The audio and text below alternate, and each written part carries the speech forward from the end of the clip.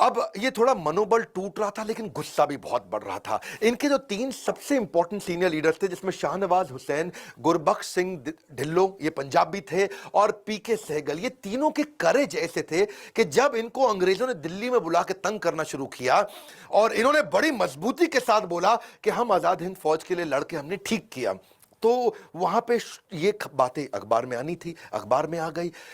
अब नेताजी सुभाष चंद्र बोस का देहांत हो गया, यहां ये सब पकड़े गए, तो ये गुस्सा भारत में बढ़ने लगा।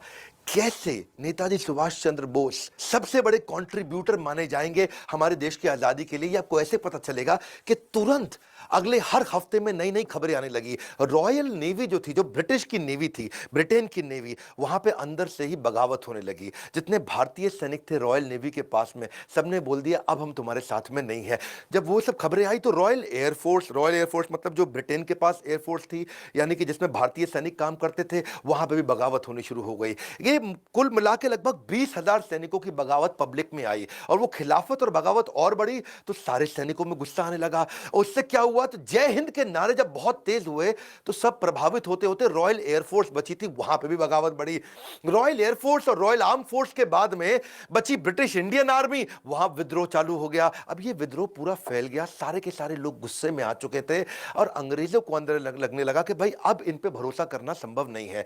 भारत में ब्रिटेन की जो आर्मी थी, सुनिएगा, भारत में जो ब्रिटेन की आर्मी थी वो केवल 40,000 लोगों की थी, इंडियन सोल्जर 25 लाख थे। अब 40,000 जरा से, और भारतीय सैनिक 25 लाख, वो 25 लाख को ये 40,000 कंट्रोल करते थे। अब वो 25 लाख तो छोड़ो, अब इस विद्रोह के बाद वो 25,000 के साथ भी लड़ने लायक नहीं बचे थे ब्रिटिशर्स। वहां दुनिया भर में लड़ाई करके आ चुके थे वर्ल्ड वॉर 2 के बाद में। अब इनको लगा कि हमारे 40,000 और इनके 25 लाख, इनके 25 लाख से लड़ने के लिए हम 40,000 को क्या 4 लाख कर सकते हैं? क्या हम दोबारा इंग्लैंड से मंगा सकते हैं सेना?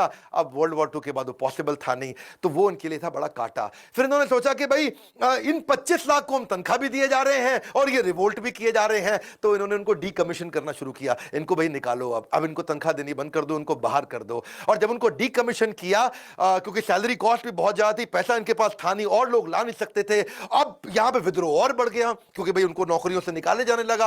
अब नौकरी से निकाला और विद्रोह बढ़ गया, जो अंदर बचे थे वो भी विद्रोह कर रहे थे, जो बाहर आ रहे थे वो भी विद्रोह कर रहे थे। और परिस्थिति को देख के ब्रिटेन ने उसी समय भारत को स्वतंत्र करने की घोषणा करनी शुरू करी। और ये इस बात का सबूत इस घटना से भी मिलता है कि उस समय के जो 1956 में उस समय के जो प्रेसिडेंट थे, क्षमा चाहता हूं, प्राइम मिनिस्टर थे, यानी कि क्लेमेंट एटली, ये 1945 से 1951 के दौरान ये प्राइम मिनिस्टर हुआ करते थे। ये भारत आए बाद में, और जब भारत आए तो यहां पे कई लोगों ने उनसे पूछा कि भाई आप वर्ल्ड वॉर 2 भी जीत गए, 1 भी जीत गए, आप तो इतने पावरफुल थे, आपने क्यों भारत को छोड़ दिया इतने जल्दी?